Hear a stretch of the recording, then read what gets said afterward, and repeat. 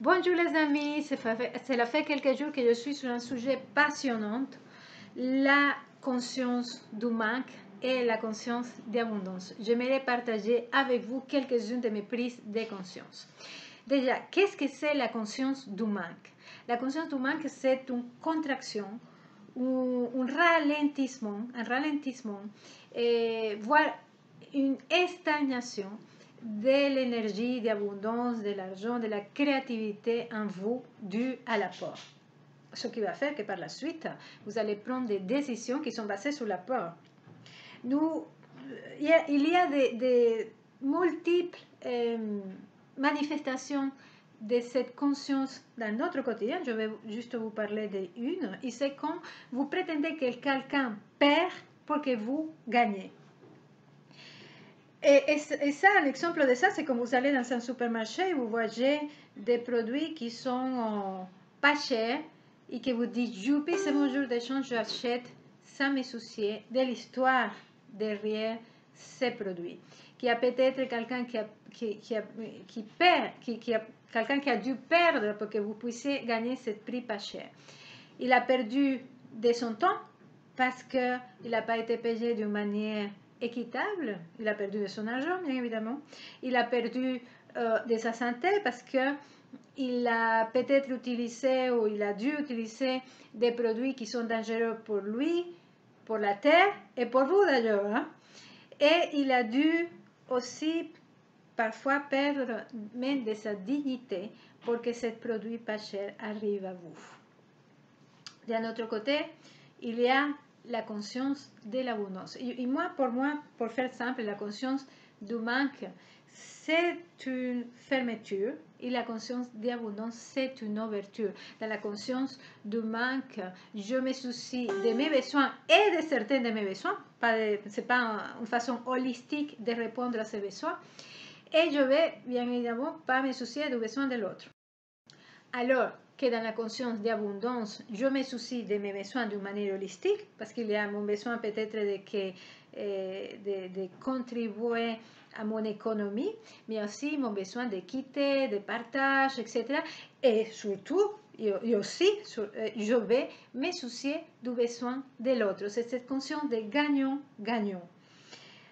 C'est pas évident parfois parce que voilà, aujourd'hui la société est faite d'une façon que ça manque de transparence, parfois ces produits arrivent de très loin, etc. Mais quand vous pouvez le faire et surtout de mettre vraiment cette direction dans votre vie. Alors, est-ce que ça dépend que vous ayez l'argent ou pas? Moi, je crois que ça ne dépend pas de l'argent que vous avez. Ça dépend d'une position intérieure de chercher cette conscience gagnant-gagnant ou gagnant-perdant. Ça dépend de vous. Je connais des gens qui sont dans l'abondance, qui ont de l'argent et qui sont soit dans la conscience du manque ou de l'abondance, et des gens qui n'ont pas et qui sont soit dans la conscience du manque ou de l'abondance. Ça ne dépend pas de vos moyens. Bien sûr, si vous avez plus de moyens, c'est peut-être plus simple, mais c'est plus en lien avec vos croyances, avec vos peurs, avec votre ouverture, etc., qu'à la quantité d'argent que vous avez. Je vais vous partager, il y a quelques temps, j'ai eu un éveil, je ne peux pas le nommer d'une autre façon, par rapport à cette conscience d'abondance. Et j'étais en train de faire un accord avec un grand ami, Cédric Villa, que peut-être vous connaissez déjà. Et voilà, j'étais dans un trip, fan d'affaires, un petit peu dans l'ancienne énergie. Hein. Ce n'était pas forcément de lui proposer quelque chose où il perdait, mais je me rends compte qu'aujourd'hui, que ça manquait de générosité, si vous voyez. Et heureusement, c'est Cédric qui a proposé d'abord. Il a proposé quelque chose de tellement juste, tellement beau, tellement conscient, que pour moi, c'était comme... ça m'a touché profondément et ça me touche encore aujourd'hui. J'ai des frissons quand je pense. Parce que je me suis sentie tellement honorée, tellement respectée, tellement vu dans ma dignité que je me suis dit, en fait, c'est ça que je veux mettre dans ma vie. Je n'étais pas non plus dans la conscience du manque, mais il me manquait, en fait, justement, il me manquait un degré de plus de chercher cette justesse dans la relation où tous les deux nous sommes gagnants et honorer à l'autre dans ce qu'il est. Je suis tellement en gratitude de Cédric parce qu'il l'a pas fait.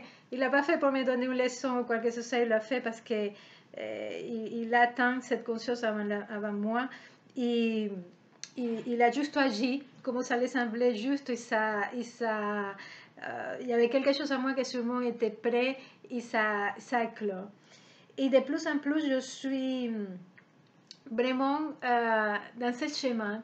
Et je pense que ce chemin est très important aujourd'hui parce que l'état de la planète, comme elle est, c'est en partie à cause de cette conscience du manque.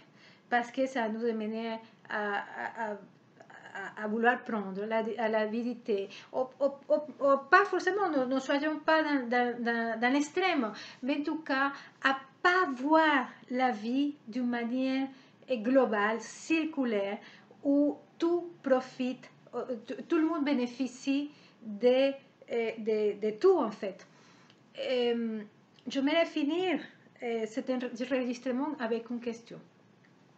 Prenez-vous quelques exemples dans votre vie et posez-vous la question, est-ce que là je suis dans la conscience du manque ou là je suis dans la conscience de l'abondance? Parfois un peu entre les deux, parce que c'est pas blanc et noir comme c'était mon cas. Je n'étais pas dans la conscience du manque, mais j'ai gagné quelques degrés dans ma conscience d'abondance grâce à cette magnifique expérience que j'ai vécue avec Cédric. Posez-vous la question et comment vous pouvez faire pour aller dans cette conscience où il y a un qui gagne, dans la conscience il y a les deux qui gagnent, il y a une espèce de danse entre mes besoins et le besoin de l'autre, l'interdépendance s'appelle ça, pour que et les besoins de la terre aussi, hein, et en fait il y a trois et peut-être voire plus, pour que vous puissiez rentrer dans ces valses de l'abondance. Je vous dis à très bientôt.